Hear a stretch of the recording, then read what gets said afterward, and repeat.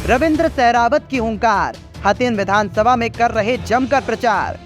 कैमरे पर बताया चुनाव जीतने के बाद का प्लान, कैसे देंगे युवाओं को रोजगार। पब्लिक दर्पण न्यूज पर रविंद्र सहरावत का धमाकेदार एक्सक्लूसिव इंटरव्यू, चुनाव जीतने और टिकट मिलने की रणनीति का किया खुलासा। हरियाणा में चुनावी चर्चा के बीच पलवल की हथिन विधानसभा में बीजेपी के अंदर वैसे तो कई उम्मीदवारों के नामों की चर्चा चल रही है, तो वहीं इन उम्मीदवारों में एक नाम ऐसा भी है जो जनता की जुबान पर चढ़ा हुआ है। वो नाम है पलवल से बीजेपी के जिला उपाध्यक्ष रविंद्र सहरावत का। तो आखिरकार चुनाव के लिए कैसी है उनकी तैयारी? अगर चुनाव जीतते हैं तो कैसे करेंगे क्षेत्र में विकास?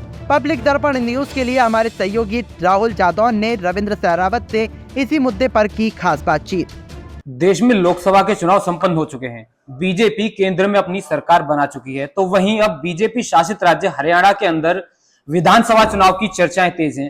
किसी भी समय चुनाव का ऐलान हो सकता है। ऐसे में पार्टी कार्यकर्ताओं ने, पार्टी नेताओं ने अपने अपने क्षेत्र से अपनी उम्मीदवारी के लिए दम भरना शुरू कर दिया है। हम मौजूद हैं पलवल में, जहां हमारे साथ आज एक ऐसे कैंडिडेट मौजूद हैं जो कि अपने उम्मीदवारी के लिए दम भर रहे हैं, पार्टी से टिकट मांग रहे हैं और पार्टी को चुनाव जिताने का दावा भी कर रहे हैं। हमारे साथ मौजूद हैं रविंद्र सहरावत, जो कि हथिन विधानसभा से पार्टी से टिकट की मांग कर रहे हैं। ये पलवल के जिला उपाध्यक्ष हैं, साथ ही अपने गांव के ग्राम प्रधान भी हैं। तो चलिए रविंद्र जी से बात करते हैं, इनसे पूछते हैं कि क्या कुछ इनका प्लान है, कैसे यह चुनाव के लिए तैयारी कर रहे हैं। रविंद्र जी, आपका स्वागत है पब्लिक दर्पण पर। जी, सबसे पहले तो मैं आपके चैनल के माध्यम से अपने विधानसभा क्षेत्र के सभी क्षेत्रवासियों को नमस्कार करता हूं और उनको 78वें स्वतंत्रता दिवस की हार्दिक शुभकामनाएं देता हूं। देखिए, जहां तक तैयारी की आपने मुझसे पूछा है, तो सारे कैंडिडेट्स अपनी अपनी तैयारी में लगे हुए हैं। हम लोग भी जुटे हुए हैं और अपने सारे कैंडिडेट्स अपने ढंग से अपनी अपनी तैयारी में, तो उसी तरीके से हम भी लगे हैं। देखिए, अभी अगर मैं क्षेत्र की बात करूँ तो बहुत सारे विकास कार्य हमारे क्षेत्र में कराने बाकी हैं। अगर मैं शिक्षा के क्षेत्र में भी बात करूँ तो बहुत सारे कार्य ऐसे हैं जो शिक्षा के क्षेत्र में कराने बाकी हैं, सिंचाई के क्षेत्र में कराने बाकी हैं, रोड डेवलपमेंट में है, एजुकेशन में, आपके रोजगार में है। सबसे बड़ी समस्या तो हमारे हथिन विधानसभा क्षेत्र के अंदर रोजगार की है और सिंचाई के पानी की है। तो ये बहुत सारी ऐसी समस्याएं जो भी दूर करानी बाकी है। अच्छा, हम लोग ग्राउंड पर गए, हमने ग्राउंड पे जाके लोगों से बातचीत की, तो कुछ गांव में पानी की समस्या भी सामने आई, पीने के पानी की। तो वहां पर लोगों ने कहा कि जो भी हमारा उम्मीदवार होगा उससे हम उम्मीद करेंगे कि वह पानी की समस्या का सबसे पहले समाधान करे। तो इसको लेकर आपकी क्या कुछ तैयारी है?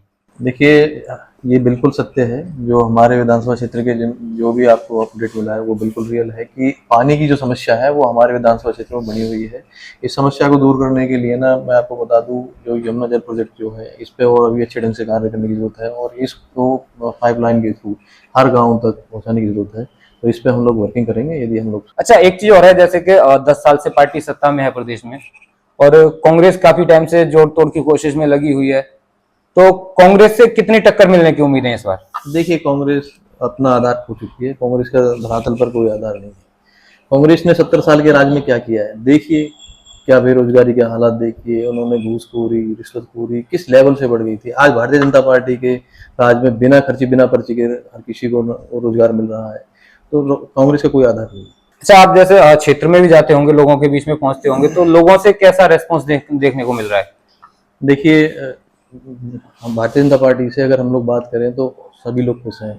कहीं ना कहीं लोगों को इस बात का भी लोगों में एक वो जोश है कि भाई आम आदमी को भी इसमें, आम परिवार को भी, उनके बच्चों को भी रोजगार के अवसर मिल रहे हैं। कांग्रेस राज में आपने देखा होगा कि जिनके पास पैसा था, धन था, उनके बच्चों को भी रोजगार के अवसर मिलते थे, लेकिन भारतीय जनता पार्टी में ऐसा नहीं है। यहाँ पे आम परिवार को भी मौका मिल रहा है। अभी जो हाल ही में जो लोकसभा चुनाव हुए हैं उसमें कांग्रेस ने आधी सीटें निकाल ली, तो उसका कुछ असर देखने को मिलेगा इस बार? नहीं, बिल्कुल नहीं। आप देखना कि विधानसभा चुनाव में ना भारतीय जनता पार्टी पूर्ण बहुमत की सरकार बनाएगी। अच्छा, युवा जो हैं आज के समय में देश में एक बड़ी शक्ति है। हमारा जो देश है वो दुनिया का सबसे युवा देश माना जाता है। ऐसे में हरियाणा भी युवाओं का राज्य माना जाता है। हरियाणा के युवा जगह जगह झंडे गाड़ रहे हैं, देश प्रदेश का नाम रोशन कर रहे हैं। ऐसे में युवाओं के लिए आपने कुछ स्पेशल, कुछ खास सोचा है कि युवाओं के लिए कुछ बेहतर किया जाए? बिल्कुल। सबसे पहले तो ना, यदि हम लोगों को जिम्मेवारी मिलती है और हम लोग सत्ता में आते हैं, तो सबसे पहले तो युवाओं को जो रोजगार का है, हम लोग रोजगार के संसाधन उनके लिए संपन्न करवाएंगे, रोजगार के साधन लेके लगाएंगे। और खेल जैसी प्रतियोगिताओं में भी आज भी हमारा क्षेत्र जो पिछड़ा हुआ है, तो उनकी प्रतिभाओं को बाहर निकाल के लाया जा सके, तो इस तरीके की चीज़ों का अरेंजमेंट हम लोग करेंगे। तो बहुत सारी चीजें हैं। युवा वर्ग जो है एक नशे की तरफ बढ़ता जा रहा है, ऐसे में आप भी युवा हैं, तो युवाओं के लिए क्या कुछ संदेश देना चाहेंगे, कैसे युवाओं को इससे बाहर निकालने की कोशिश करेंगे? देखिए, मैं तो आपके चैनल के माध्यम से अपने सभी युवा साथियों से एक ही निवेदन करना चाहूँगा कि भाई नशे से दूर रहें।